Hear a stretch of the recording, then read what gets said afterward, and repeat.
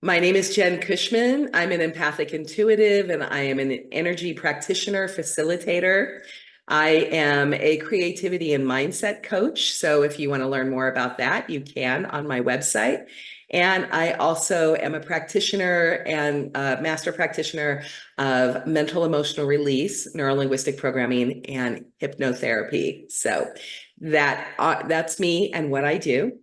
And this Magic Mondays, we are at September 9th, 2024.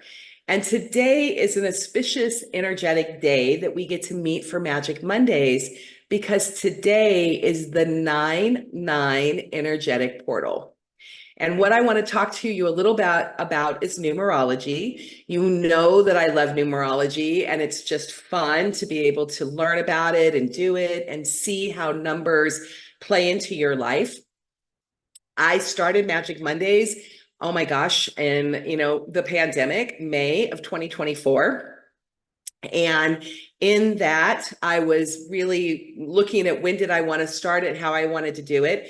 I wanted to do it Monday so that we could start off the week with positivity. Excuse me, you guys, I am going to get to the readings. The energy's rolling, so please forgive me for that. You know that bodily function is just part of the energy starting to roll. And so that's what happens there. So anyway, and I put them on at 11:11 a.m. because 11:11 is a great energetic number in spirituality, numerology, higher consciousness community.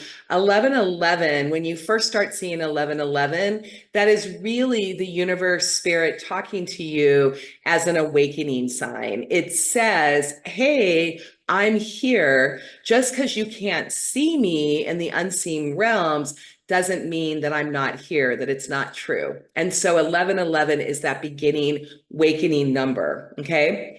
Each number carries a vibration. It carries a story with it. And in numerology, it is another esoteric art science, just like astrology is. All these numbers add up to have meaning in your life. So you'll have a birth date number, you'll have a life path number, a destiny number. There's a lot of really great things about numbers. Quick question. Is that the same for 9/11 or 7/11? 9/11 and 7/11 have different meanings, Vicki. They're not, 11/11 is specifically the awakening number.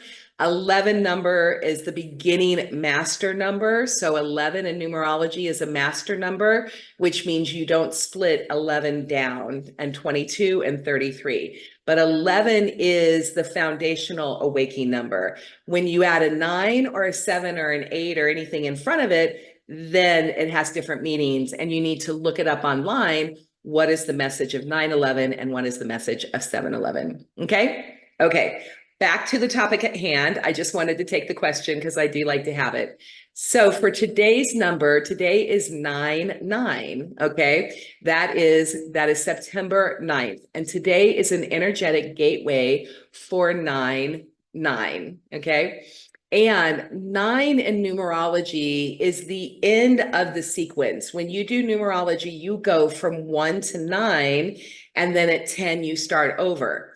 Now, 11 is a master number, 22 is a master number, 33 is a master number. You don't ever break down those numbers. But for numerology, anywhere between 1 and 9 is how you get your number of the day. So you have heard me talk since January of this year that we are in a universal 8-year. That means 2024, so 2, 2, 2, and 4, right? So 2024, it all breaks down into an 8. And 8 is abundance, and it is physical. It is a very physical number. It means that in 7 is a very spiritual number and an inner reflection number. It means that the things that we were putting into place in 2024, 2023. So the ideas and the dreams that we were putting into place in 2023 are really coming to fruition this year in 2024. And that is true for me because I did start soul stirring retreats after my 2023 France retreat. And then 2024 was the first year of me doing soul stirring retreats. And then it'll continue on. For today's 999, whenever you get a double number, so 11, 1111, 1111, whenever you start getting double numbers of anything, it is amplifying the energy. Okay. Just like when I do my work in Hawaii with my huna work that I'm doing, my spiritual shamanism trainings and teaching, in Hawaii, they only have 5 letters and 7 consonants. So they have a lot less words that we do. When they want to emphasize something, they say the word twice. So ho'oponopono, pono means to make right, right? To be right. And pono means to make sure that you're really, really right, is basically what that is. Now that runs the same for numbers. So whenever you see a double number, you are knowing that the energy is intensified. You get that number 3 times, you get that number 4 times. It really is a very much a sign from the universe that says, hey, hello, McFly, hello, from Back to the Future, pay attention and wake up. 9 is endings. That's what it is. When you get to 9, you start all over again. So today being a 9 number, it means that we are really in completion energy. And that's really what I want to talk to you about. I want to give you a little bit of framework for numerology and what I'm talking about. But what's really important in today's Love and Learn is really using the idea of 9 and completion to talk about completion energy. Now, in the past, I'm going to be really transparent because I'm always transparent with you guys and tell you that I did not do completion energy well. I didn't. I happen to love creation energy. It is my favorite. I love that spark of an idea, right? I love when the spark happens. One of the things I love the most when I'm teaching is I love giving information to somebody and I watch that spark. I watch that light bulb moment go off, right? I am great with creation energy. I'm even really good with the middle energy, which is transformation energy, right? So it's creation energy, transformation energy, and then completion energy, right? So, it's the same as like birth, life, and death. It's got the same feel to it. So 9 is a completion energy, and I used to be really bad at it. And I was, just to give you an example, I did a business, and for a while, the person, the business partner, the people who I was doing a business with as an entrepreneurial was not great with completion energy either. And so, of course, right? Of course, our vibrations at the time of the stage of life we were living in, the circumstances we were under, the things we were doing, our values, what was important to us at the time matched, and we had matching energy. So, of course, you get the good parts of the matching energy and you get the not so great parts. And one of the things that we were very poor on was just completion energy. And because of that, we never were really able to wrap things up very well. And then what happened is I called it firefighting mode. Actually, my husband, the engineer, called it firefighting mode because in his big corporate job, they were in firefighting mode a lot, as corporate jobs tend to do. And we were in firefighting mode. And it's because we really didn't understand the law of cycles and rhythms. We really didn't know on a human level, we knew it from looking at nature, that nature has cycles and rhythms. We have seasons, right? For every reason there is a season, or every season there is a reason. Remember that song, Let It Turn, Turn, Turn, right? So I'm hearing that song. They're giving me that song right now. And so everything has a season. But in our modern world, where we control the temperature, we control, where we live, we control our work schedule, we make these things up. We are not necessarily as in tune with the cycles and rhythms of life. And a lot of us human beings, we just don't understand or even stop to cognate that there is creation energy, transformation energy, and completion energy. So the energy of today and this weekend leading up to it, and today really, because tomorrow we start with 10, it's 9:10, and that's new beginning energy because it goes to a 1, right? So for today, Today is a great day for you to take some project, any project that you have been working on that is almost to the end, right? I call it the ticky tackies. It's those things when you get to the end and it's all the little things where you need to cut the strings, tie the bow, put it to rest and put the end on it. Anything that you can do today energetically to give you completion energy is going to serve your best and highest good. So here's my challenge for you. Again, the Mission Impossible starts whenever I give you guys a challenge. The Mission Impossible theme my challenge is find something today that you can have completion energy on. I mean, you can even take a drawer. If you literally can think of nothing else in your life, find one junk drawer and clean it out today. Take a half an hour and clean it out and throw stuff away. Go into a cabinet and find most of those bottles that have just this much shampoo or conditioner or something left and toss it. Okay. It really will serve you. Okay. I like to teach by example. You guys know it. I always like to use metaphor and example, and it helps. Again, my husband is an engineer. He's a very linear thinking. I'm a very big picture, visionary type person. So in order for our marriage to work with communication, I need to present the big visionary idea, and then I need to pull it down to give him enough details that he needs so he feels comfortable to know what direction to go. If I keep going and I pull us into the weeds, then all I do is frustrate him. So it's finding that cycle and that rhythm, even in our own life and our own marriage. What is too much, what is just right, and what is enough, not enough. That's what I want to do with you. So what has been happening for us for completion energy, and I don't know if you guys saw my post on Facebook, but we have a trailer. Now it's a big, beautiful 32-foot trailer.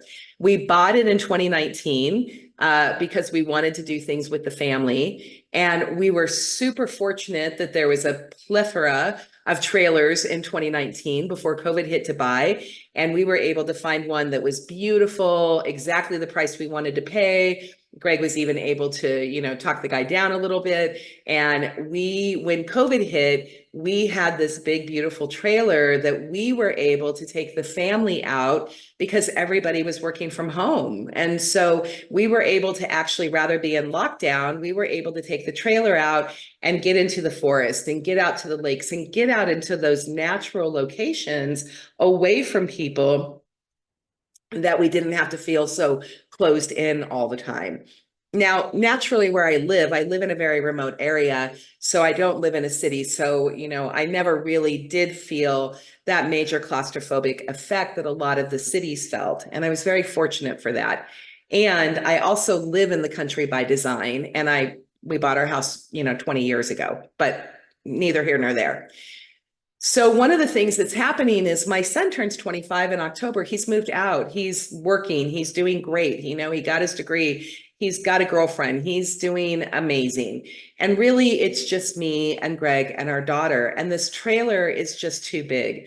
And I was really thinking about what we used to do is we would hold on to things, it'd be like, well, in the future, I may need this, in the future, what happens if we decide we want to retire and we want to go travel across the country?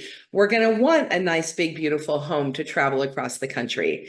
And so again, that is just an example of old programming, old patterning that comes from my family, that comes from Greg's family, that, that depression era parents that, post-depression era parents that held on to everything because what if I'm going to need it, which creates abundance, but too much. And so part of my training and what I do now is that I want to live my life now the way I want to live my life for me and the way that it fits me. Okay. It's a really important thing for me not to hang on to too much stuff. I truly am a maximalist, you guys. Mixed media artists, we love stuff. We can look at garbage, we can look at trash, we can do anything with it and we can make it amazing. So we just tend to have too much stuff. And you can see by my office, even though it's clean, it still is a maximalist. So in part of my growth and personal development, I really am looking at my values. What do I want? How do I want to live? Who is the person I want to be? What is my purpose and how do I live it every single day? And then how do I have the things that are meant for me? Okay. And once I have a dream and I reach a dream and I reach a goal, you know, when then it's time to look at things and decide what needs to stay and what needs to go. So that's release work. That, and I'm always talking about the release work. I have really come to realize how important release is. On a physical level, we release every single day. You know, on a mental level, we need to release more of those old thoughts. That's why meditation and positivity and positive psychology is so important, is because we need to be better and get adept at release work and releasing things. So we put the trailer up, just to circle back around. We put the trailer up. We got it all cleaned up. It looked beautiful. And we stuck it on Facebook and we did that. Now, me being me, I did a little bit of extra work. I staged it. I made sure to clear out all of our family's energy and I just made it clean and fresh. And then I did my, you know, my rituals, my prayers, the things that I do to be able to call in the exact perfect new owners. Because I have much love and respect for my things, I have much love and respect for the trailer and what it did. I wanted to release it, even though it's an inanimate object. It's not, it's our object. We owned it. It has our energy in it. I wanted to make sure that we cleared our energy and that I was able to release it with love to another family or another couple or someone who is going to be able to use it, enjoy it, reach their dreams and their goals. So it was for the highest purpose and the highest good of all involved. And so I did that. I did my prayers for it and I let it go. And then we put it out we put it out outside out here where a lot of people will see it on our Labor Day weekend. We really didn't get any phone calls, but I really was not worried about it. I knew that the perfect people were going to come in. Of course, Greg got some people where they wanted to trade a blazer for it, or they wanted to trade a boat for it, or, those kind of things, which we were not interested in, but we didn't get very much of that. And on Saturday, we got a couple who had just retired and want to travel all around America and want to see the sights. And they have this big dream and they've been dreaming about retirement and their kids are grown and their grandbabies are bigger. And they're just so excited to go see America together. And so they were just in love with the trailer and we did that. Okay, so that is my example of completion energy. And it's just an easy one to talk to you about. It's also what's current and going on in my life right now. For today, what Greg is doing for 9/9 is he is notifying, motor vehicle department that the trailer's been sold. He's going in and he's taking the insurance, getting the insurance off of it, all the ticky tackies, right? The things that we need to do to come full circle. So he's handling all of the ticky tackies today. And in addition to handling it, there's also new beginnings as well. We just got in our taxes and they raised our homeowners insurance by 30%.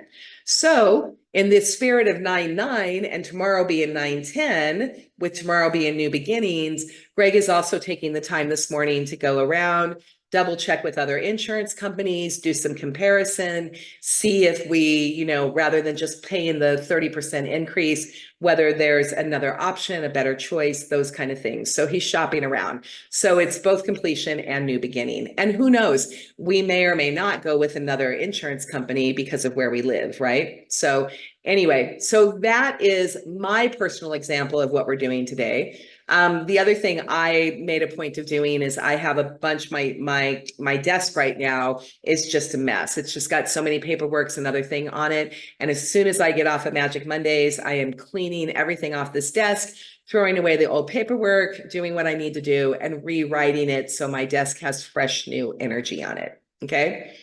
So that's all I really wanted to explain to you about today is the importance of completion energy. please know that how you complete something is the energy that you put into the new beginning. I know you have all heard that saying, when one door closes, another door opens, right? So if we are afraid of closing that door fully and moving into the new door, then it's not completely clean completion energy. And it's okay because it may be where you're at. You may not have clarity around it right now, and that's fine. But do understand that how you start, how you close it, and how you start the new, you may have a little bit of cleanup that you need to do. There may be some, excuse me, guys, there may be some sticky wickets in there. There might be some energy in there that isn't quite clean because your clarity, your intention wasn't clean. Or it's very possible that you're just doing life and you're not thinking about these things, as most people do, and you're not really aware or setting the intention of how you complete something and how you begin something. So intention is really everything, right? That's really, what is your intention? You can go for it, whatever you need to do. If something scares you, whatever your next step is, you can go for it and release the fear and understand that if you go, excuse me, you guys, energy is moving. You can understand that it's okay that if you don't quite have clarity around it, you can start something new and you can always get feedback, right? So there's no failure, there's only feedback. You get feedback. And if it's not working, then you just be resilient and retool and you take another step back. So you can stop and start again, stop and start again a number of times. I think in our human minds, we get so worried sometimes about the decisions we're going to make because we think, oh my gosh, if I make this decision, I'm going to have to live with this decision for the rest of my life. And while there is some truth that when we make a decision and move forward, we do change the course of events of what's going on. And there is always flexibility, there is always options, there is always opportunity, and there is always choice. As long as you take responsibility for the decisions you're making, the energy you're creating, the energy and the feedback you're receiving, and then retool and regroup and realign as it's necessary. Okay. Okay. That is awesome. Perfect timing. It's 11:37. I can move on to the readings right now. I feel really good. Let me just check and see if I feel complete. If there's anything else I need to tell you guys. Nope, I think that's great. Enjoy your 9/9 day to day, and hopefully this was helpful for you and it gave you some practical, some esoteric, but also some esoteric information, but also some very practical information for your life and for how you might want to proceed with your day to day. Okay, good.